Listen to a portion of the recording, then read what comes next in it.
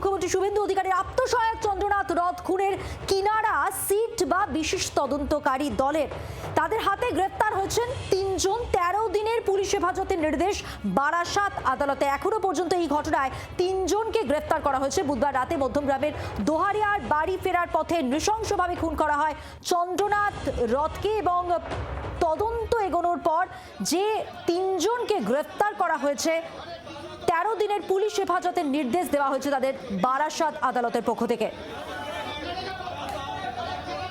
পিয়ালি মিত্র প্রতিনিধি রয়েছেন আমাদের সঙ্গে টেলিফোনে। পিয়ালি, যে তিনজনকে গ্রেফতার করা হয়েছে তাদের সম্পর্কে এখনো পর্যন্ত কি কি তথ্য সামনে এসেছে?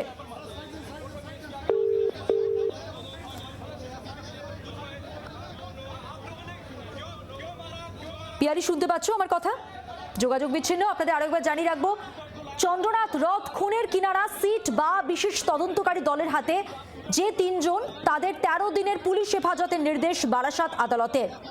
আপনাদের মনে করিয়ে দিই, গত বুধবার রাতে মধ্যমগ্রামের দোহারিয়ায় যখন বাড়ি ফিরছিলেন চন্দ্রনাথ রথ, তখন তাকে নৃশংসভাবে খুন করা হয়।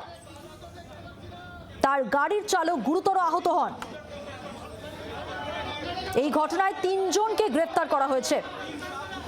বিস্তারিত জানবো, যোগাযোগ করেছি প্রতিনিধি পিয়ালি মিত্রর সঙ্গে। পিয়ালি, যে তিনজনকে গ্রেফতার করা হয়েছে তাদের সম্পর্কে কি তথ্য সামনে আসছে?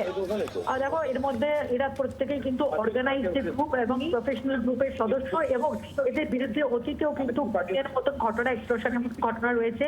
এবং এই যে রাজ সিং, সে কিন্তু প্রফেশনাল কিলার, এবং এই তিনজনকে আজকে আদালতে তোলা হয়েছিল। তাদেরকে 13 দিনের জন্য পুলিশ কাস্টাডির নির্দেশ দিয়েছে আদালত। এদেরকে হেফাজতে নিয়ে তদন্তকারী অফিসাররা এবার জানার চেষ্টা করবেন যে এই যে নৃশংসভাবে চন্দ্রনাথ রাউতকে খুন করা হলো, তার পেছনে মোটিভটা কি, তাদেরকে কেউ কাজে লাগিয়ে থাকলে সেই কাজে কার মাথা রয়েছে, সেই সমস্ত বিষয়গুলো তদন্তকারী অফিসাররা জানার চেষ্টা করবেন।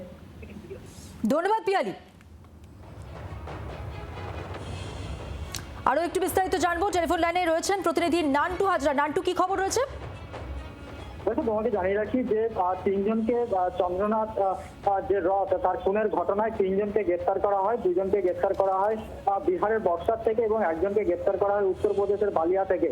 এই তিনজনকে আজকে বারাসাত আদালতে তোলা হয়েছে এবং সেখানে 14 দিনের পুলিশ হেফাজতের আবেদন করা হয়েছিল, কিন্তু সেখানে 13 দিনের পুলিশ হেফাজত দিয়েছে আদালত এবং 24 তারিখে তাদের নেক্সট প্রোডাকশন রয়েছে।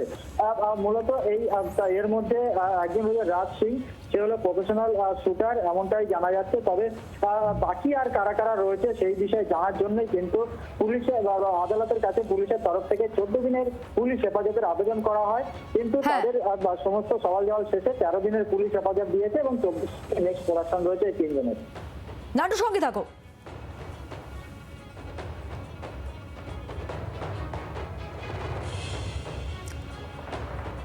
এই ঘটনায় তিনজনকে গ্রেফতার করা হয়েছে। 13 দিনের পুলিশ হেফাজতের নির্দেশ বারাসাত আদালতের। বুধবার রাতে মধ্যমগ্রামের দোহারিয়ায় বাড়ি ফেরার পথে নৃশংসভাবে খুন হন চন্দ্রনাথ রথ এবং তার খুনের ঘটনার কিনারা করায় তদন্তে তিনজনকে গ্রেফতার করা হয়েছে।